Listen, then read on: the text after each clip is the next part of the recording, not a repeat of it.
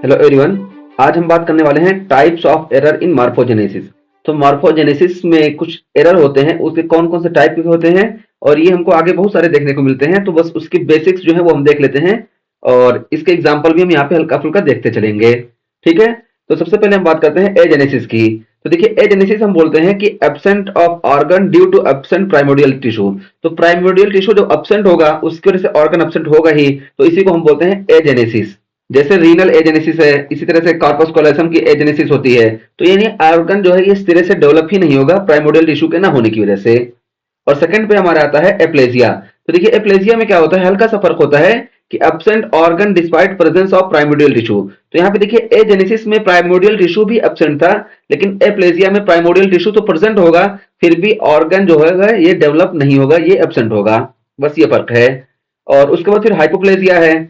तो हाइपोप्लेजिया में देखिए, इनकम्प्लीट ऑर्गन डेवलपमेंट हमको देखने को मिलेगा और प्राइमोडियल टिश्यू तो प्रेजेंट होगा ही, क्योंकि प्राइमोडियल टिश्यू जब प्रेजेंट होगा तभी ऑर्गन डेवलपमेंट शुरू होगा। लेकिन ये शुरू तो होगा ऑर्गन डेवलपमेंट, लेकिन ये कंप्लीट नहीं हो पाएगा। और एप्लेजिया का एग्जांपल्स है जर्म सेल एप्लेजिया, इसी तरीके से एप्लेजिया क्यूटिस कंजेनाइटा, रेडियल एप्लेजिया है। तो ये सब एप्लेजिया के एग्जांपल्स हैं। और हाइपोप्लेजिया के एग्जांपल्स हैं testicular hypoplasia, optic nerve hypoplasia. तो ये हाइपोप्लेजिया के एग्जांपल्स हैं। एग्जांपल्स बहुत सारे हैं, एक दो एग्जांपल्स हम यहाँ पे लेके चल रहे हैं।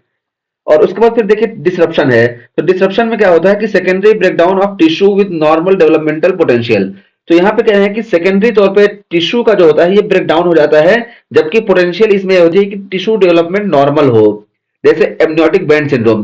तो एमनियोटिक बैंड सिंड्रोम में क्या होता है कि जो हमारा फीटस होता है, जो डेवलपिंग फीटस, इसके जो हैंड्स वगैरह होते हैं, यहाँ पे अम्बिलिकल कॉर्ड जो होती है ये आके रैप कर जाती है, जिसकी वजह से जो ये हैंड का डेवलपमेंट है ये प्रॉपर नहीं हो पाता है, जबकि इसके अंदर पोटेंशियल है कि ये प्रॉपर डेवलपमेंट हो इसका। लेकिन फिर भी सेकेंडरी वजह से सेकेंडरी ब्रेकडाउन हो जाता है इस टिश्यू का, जिसकी वजह से यहाँ पे एबनॉर्मलिटी देखने को मिलती है। इसी को हम बोलते हैं डिसरप्शन। और यहाँ पे एग्जांपल अगर देखें तो एमनियोटिक बैंड सिंड्रोम हम बात कर चुके हैं। और फिर डिफॉर्मेशन की बात करें तो देखिए, एक्सट्रिंसिक मैकेनिकल डिस्टोरेशन। तो यहाँ पे एक्सट्रिंसिक मैकेनिकल डिस्टोरेशन देखने को मिलेगा, जैसे congenital torticollis occurs during fetal life. तो ये फीटल लाइफ में आफ्टर बर्थ ये हमको कंजेनिटल टॉर्टिकोलिस देखने को मिलता है, और इसी वजह से इसको कहा गया extrinsic mechanical distortion. Extrinsic mechanical distortion होता है, और इसमें क्या होता है, जैसे यहाँ पे हम एग्जांपल देखें तो कंजेनिटल टॉर्टिकोलिस, तो ये जो बेबी का हेड है और ये नेक है, तो ये नेक की जो मसल्स है ना ये प्रॉपर डेवलप नहीं हो पाती हैं। एक तरफ की डेवलप हो जाएंगी, एक तरफ की प्रॉपर डेवलप नहीं होंगी और रिजिड हो जाएंगी। जब रिजिड होंगी तो देखिए नेक जो है एक साइड ये डाइवर्ट कर जाएगा, तो बेबी का सर कुछ इस तरह हो जाएगा। ठीक है, क्योंकि ये प्रॉपर नहीं हो पाई, तो यहाँ पे देखिए ये एक तरफ झुक जाएगा। यही यहाँ पे मैंने दिखाने की कोशिश की। तो ये हो गया हमारा डिफॉर्मेशन। और डिफॉर्मेशन के बाद फिर मॉल फॉर्मेशन है। तो मॉल फॉर्मेशन में देखिए, इंट्रिंसिक डेवलपमेंट डिफेक्ट देखने को मिलेगा। यहाँ पे देखिए एक्सट्रिंसिक मैकेनिकल डिस्टोरेशन देखने को मिला था, लेकिन यहाँ पे इंट्रिंसिक डेवलपमेंटल डिफेक्ट देखने को मिलेगा। और ये जब इंट्रिंसिक डेवलपमेंटल डिफेक्ट है तो एम्ब्रियोनिक पीरियड में ही देखने को मिलेगा ये। और इसके एग्जांपल्स हैं क्लिफ्ट लिप और क्लिफ्ट पैलेट। तो ये चीज हमको देखने को मिला मॉल फॉर्मेशन में। और सीक्वेंस की बात करें तो सीक्वेंस में देखिए, abnormalities result from a single primary embryologic event. तो ये बहुत सारी एबनॉर्मलिटीज इसकी वजह से होंगी, जो कि सिर्फ एक प्राइमरी एम्ब्रियोलॉजिक इवेंट के प्रॉब्लम की वजह से होती हैं। जैसे हम बात करें पॉटर सीक्वेंस की, यहाँ पे एग्जांपल भी इसी का दिया गया है कि पॉटर सीक्वेंस क्या होता है, ओलिगोहाइड्रमनियास।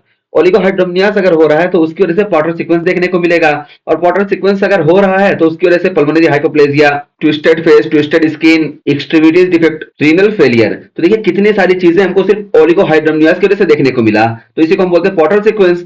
अब यही जो ओलिगोहाइड्रमनियास की वजह से इतनी सारी चीजें हमको देखने को मिल रही है, इसी को हम बोलते हैं सीक्वेंस की abnormalities result from primary single embryologic event. तो देखिए, प्राइमरी सिंगल एम्ब्रियोलॉजिक इवेंट की वजह से जो कि ओलिगोहाइड्रमनियास था, बहुत सारी एबनॉर्मलिटीज हमको देखने को मिल रही है, जो कि हमने यहाँ पे पॉटर में बात कर लिया। और उसके बाद फिर फील्ड डिफेक्ट है। तो देखिए, फील्ड डिफेक्ट में क्या होता है कि disturbance of tissue that develop in A contiguous physical space. तो देखिए यहाँ पे क्या होता है, डिस्टर्बेंस हो जाता है टिश्यू में, जो कि कंटेजियस फिजिकल स्पेस में डेवलप होते हैं। जैसे आप देखेंगे कि ये आई है, तो देखिए आई दोनों इसके बीच में एक पर्टिकुलर स्पेस होता है, और ये स्पेस यहाँ पे डेवलप नहीं हो पाएगा। इसी को हम बोलते हैं टीलोरिज्म। तो ये टीलोरिज्म हमको देखने को मिलेगा। और ये टीलोरिज्म किस केस में देखने को मिलता है, होलो प्रोजेंसेफेली टीलोरिज्म देखने को मिलता है। साथ साथ साइक्लोपिया देखने को मिलेगा। तो साइक्लोपिया में जो आई के ऑर्बिट हैं ये दोनों आपस में फ्यूज हो जाएंगे, मतलब ये दोनों सेपरेट नहीं हो पाएंगे। तो ये सब देखिए कि disturbance of tissue that develop in contagious physical space. तो कंटेजियस फिजिकल स्पेस में जो टिश्यू डेवलप होते हैं वहां पे डिस्टर्बेंस हो जाता है। इसी तरीके से मोनोवेंट्रिकल देखने को मिलता है, क्योंकि ये लेफ्ट वेंट्रिकल के जो हिस्से हैं ये प्रॉपर यहाँ पे डिवाइडेशन नहीं हो पाता है, इस वजह से दोनों वेंट्रिकल मिल जाते हैं, तो इसी को मोनोवेंट्रिकल बोलते हैं। तो ये सब क्या है, फील्ड डिफेक्ट के केस में आते हैं, और इसका एग्जांपल होलोप्रोजेंसेफेली है। और यहाँ पे जितने भी हमने बात की यहाँ पे 3 चीजें या 4 चीजें, वो सब होलोप्रोजेंसेफेली के क्लिनिकल फीचर हैं। ठीक है, तो आज की इस वीडियो में हमने बात किया types of error in morphogenesis. तो मॉर्फोजेनेसिस में कौन कौन से एरर होते हैं वो हमने यहाँ पे बात कर लिया।